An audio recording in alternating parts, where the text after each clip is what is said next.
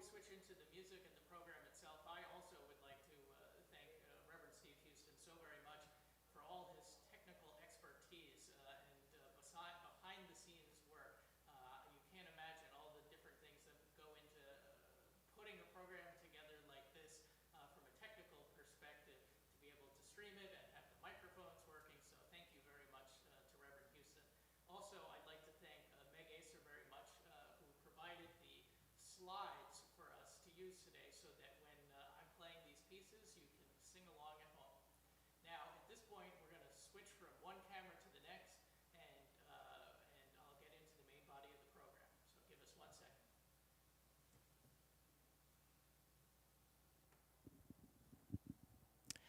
All right. Now we get a different camera angle, and hopefully everyone can hear me now with this microphone. As Daco said, the title of this program is called Carols Through the Ages. And I wanted to do two things with this program.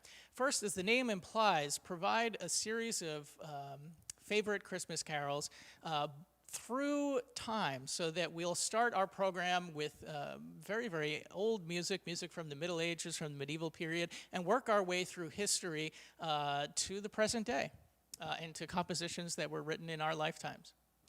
Additionally, this program will also move us from the time of Advent through the Christmas season and end with Epiphany. So as we progress through the program, we'll have music that takes us through this most remarkable time of year. Now, before I get into playing any of the specific pieces, I want to tell you a couple of things. One, I'll be playing each one of these pieces, and as I play, you'll be able to see the words to these pieces up on your screen, so you can sing along, you can follow along, and enjoy them that way. I won't embellish them too much so that they can still be sing-alongs and not just piano improvisations. Additionally, I'll tell you the names of the hymns and the hymn numbers in both our current hymnal and our old hymnal, in case you want to follow along at home. Now, if you'll excuse me 1 second, I have to mute my TV here because I can hear myself now back in this screen. Give me 1 second.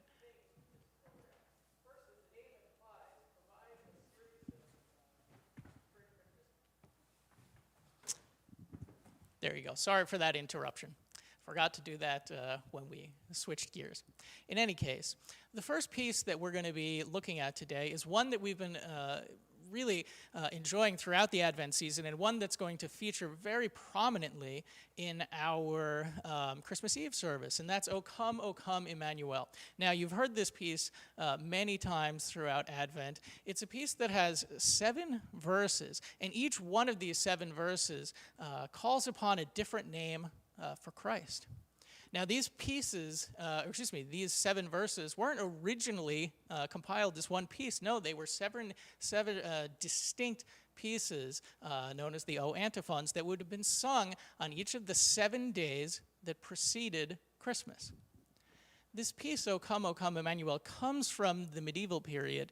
And at that time, we didn't have elaborate organs or huge choirs singing in many parts, or orchestras and so on and so forth in our church services. In fact, really what survives of this piece from that time is just a single melody. Sometimes these kind of melodies are known as Gregorian chant or plain song.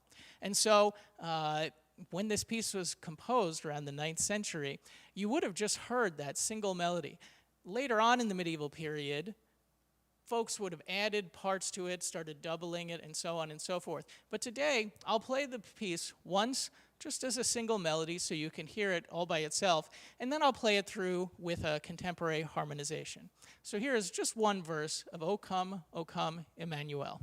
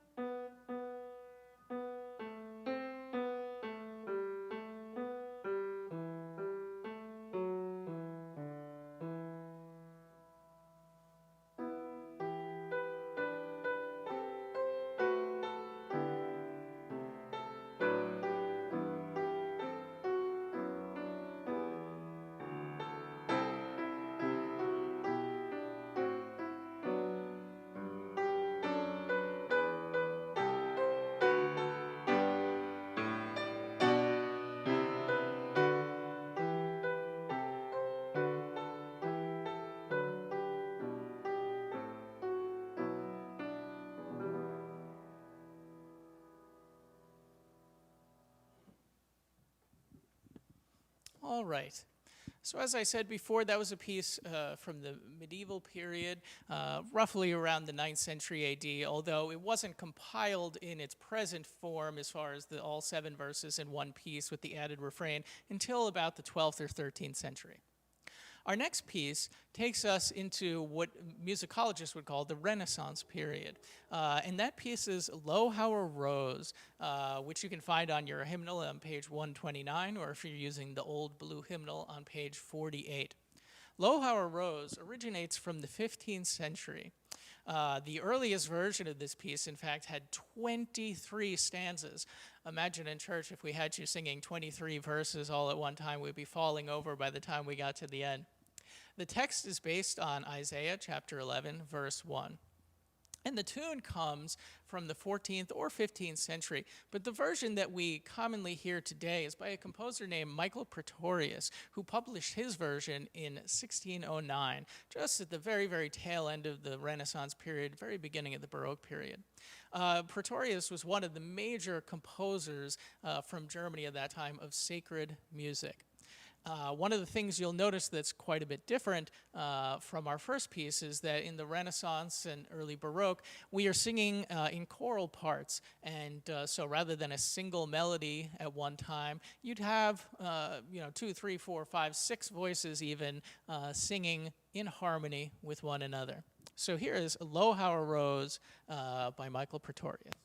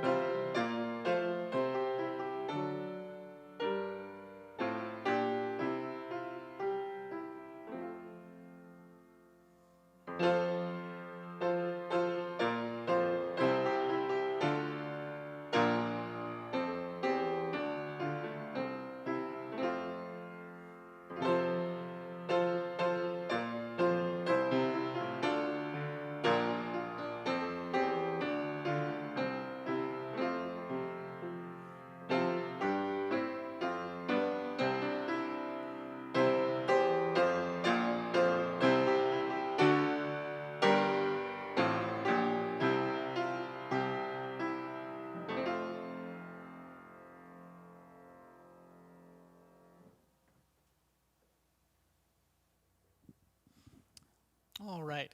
Now we're going to move really into the heart of the Western music tradition, into what we call the Baroque period. This is the period from 1600 to about 1750 that featured composers that we know and love: Bach, Handel, Scarlatti, Vivaldi, Corelli, so on and so forth. All these wonderful composers from that time. And we're going to do it with a piece that I think we all know and love, Joy to the World, which you can find on in your current hymnal on page 134, and if you have the old blue hymnal on page 40. Kind of an interesting story about Joy to the World. The text was written by Isaac Watts in 1719. And although Isaac Watts lived in the time that musicologists would refer to as the Baroque, the truth is he really was a Renaissance man. He wrote so prolifically. He wrote on grammar, he wrote on pedagogy, he wrote on ethics, psychology. He wrote 3 volumes of sermons, 29 treatises on theology, and over 600 hymn texts, quite an amazing, amazing accomplishment. Now, the melody to this piece comes from two different melodies of Handel that were written in 1742. These melodies were then later adapted and combined by Lowell Mason in 1836, so a little bit after the fact, or after the time of the Baroque, that is. Mason had a very long and varied career that I just wanted to mention because he worked at the Fifth Avenue Presbyterian Church in New York City, and then later moved to New Jersey. He lived in Orange, New Jersey, so a local connection here with Joy to the World. Enjoy.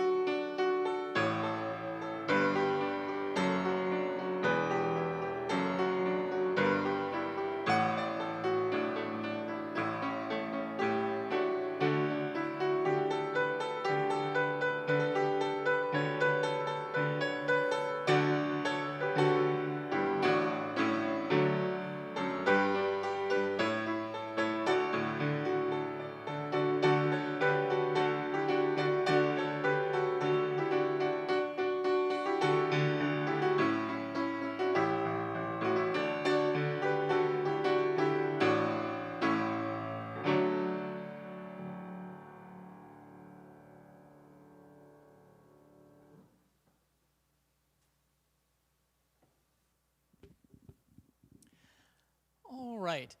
After the Baroque period, typically musicologists or music historians would say we moved into what we call the classical period. If you were thinking in terms of intellectual history, this was the Age of Enlightenment. And it featured composers, again, that we know and love, Haydn, Mozart, and at the tail end, Beethoven. The next piece that we're about to look at came from the very tail end of this musical period, and this piece is Silent Night. The piece was composed kind of under unusual circumstances near Salzburg, Austria, where Mozart was from. And what happened, the story goes like this. There was a church service during Christmas time, and unfortunately the organ broke right before the service. So they had to scrap their plans for what they were going to be doing. And the director at that time said, well, we have to come up with something new. We have to write a new piece. The man who wrote the piece, his name was Joseph Mohr, and he composed this text right on the spot and then gave it to his friends Franz Gruber to write an accompaniment to. And the two of them performed this piece for their church service with simply a guitar as their accompaniment and the two of them singing together. And as if that wasn't kind of a funny enough story and an amazing way in which that piece was composed, after the fact, the organ repairman finally showed up at the church to fix the organ, and they showed the organ repairman this wonderful piece that they composed, and he loved it. And because he was a traveling organ repairman, he traveled throughout Germany and Austria fixing organs. He took with him this new music, and this piece quickly spread throughout Germany and Austria. And it was, in fact, German immigrants who brought it to the United States, and it first appeared in an English version in the Methodist hymnal in 1849. So here is Silent Night, which was originally composed in 1816 by Franz Gruber and more. Found on page 122 in your new hymnal and on page 60 in the old blue hymnal.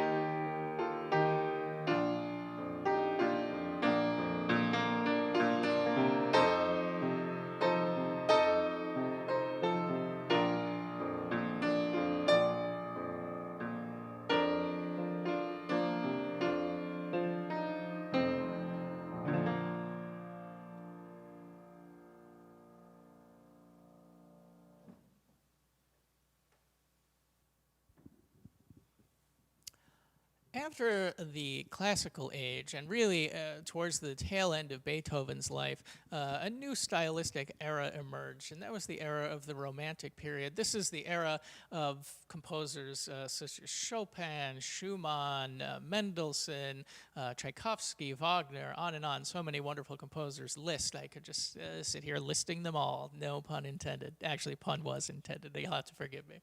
In any case, the next piece that we're going to hear is from the Romantic period, although the text was written a bit before that period by Charles Wesley in 1739.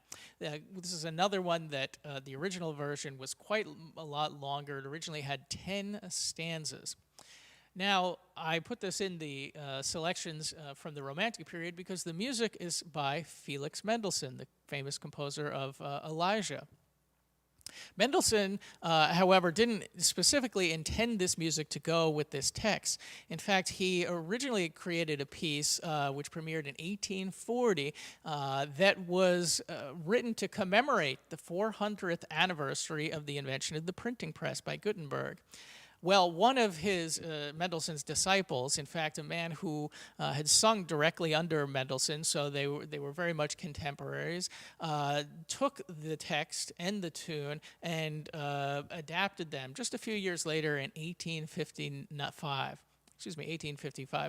The gentleman's name was William Hayman Cummings, and he, in fact, sung the alto solo in Elijah under Mendelssohn's direction. So we could trust that he knew what he was doing. In any case, this piece is "Hark the Herald Angels Sing," very familiar and beloved piece from the Christmas time. And if you're looking for this in your hymnal, you'll find it on page 119, or if you're using the blue hymnal, page 31.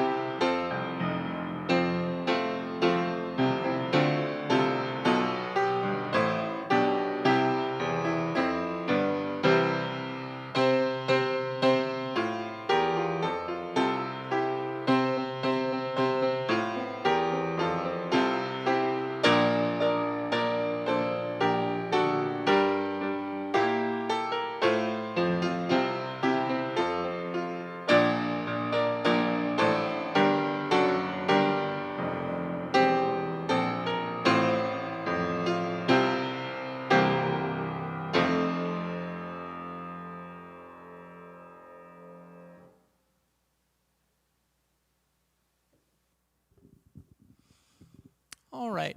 Now we're going to move into something quite a bit more contemporary. This is a piece that was written in 1983. It's called "Awake, Awake, and Greet the New Morn."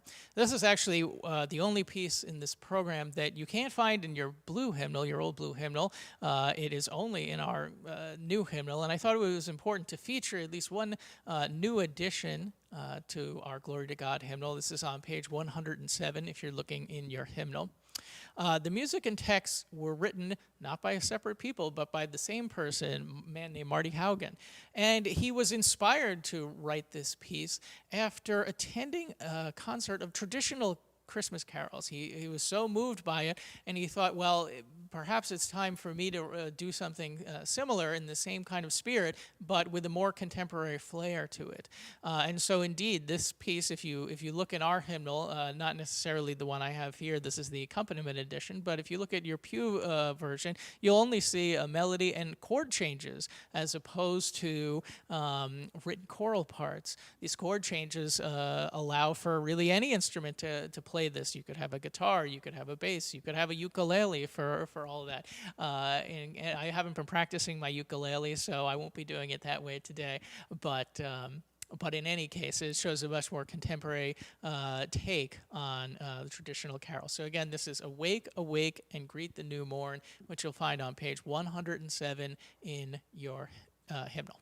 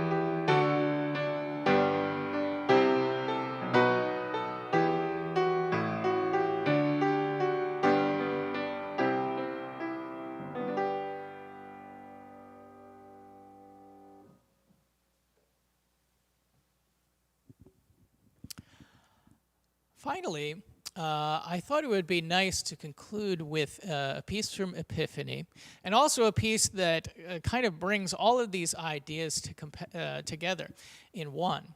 Now, the amazing thing about hymnody is that you can have a text that was written centuries and centuries ago and add a new melody to it or add a new harmony to it and completely enhance or change it so that it is really carried through the ages. And as you flip through your hymnals, I think you'll be amazed at the variety, both in terms of musical styles and times in which these pieces were composed and different places.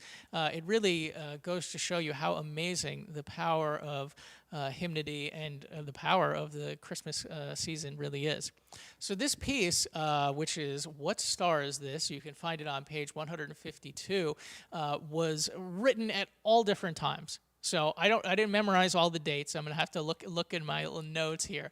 But let me give them to you, and you'll see how remarkable this is. So the text was originally written in 1736, which would, musically speaking, be at the very end of the Baroque period. Handel and Bach were really in their primes at that time. It was later translated in 1837. So the beginning of the Romantic period, Mendelssohn was active at that time. The tune goes back all the way to the 1400s, really the very, very early Renaissance, very, very late Middle Ages. And it was adapted by our friend Michael Pretorius, who we spoke about earlier in 1609. And then it was reharmonized in 1910, in the 20th century. So it just goes to show you how what a wide and amazing variety and how varied our hymns are that we sing. We don't often take the time to step back and think, where does this come from? Well, it comes from a great many places and from the faithful of all ages. So here is What Star Is This?, which you can find on page 152 in your hymnal.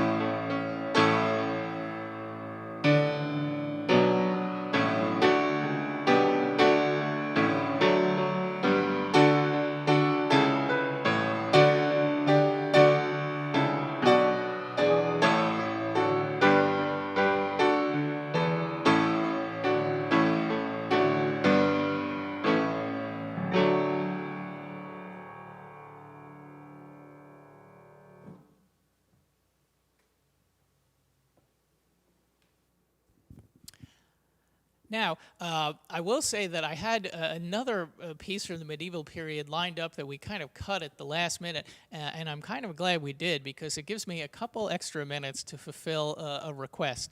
It was requested of me before I did my jazz concert to do a jazzy carol. So if you'll indulge me, I'm going to go back to Joy to the World one more time and to conclude this program, do a different style, different version of that piece in a more jazz style. And then after I conclude that piece, I'd be happy to switch us back into the Zoom format. I'll switch to the other camera, and we can do a Q&A, or I'm happy to take requests or whatever we'd like to do at that point. So one more piece, the jazzy Joy to the World.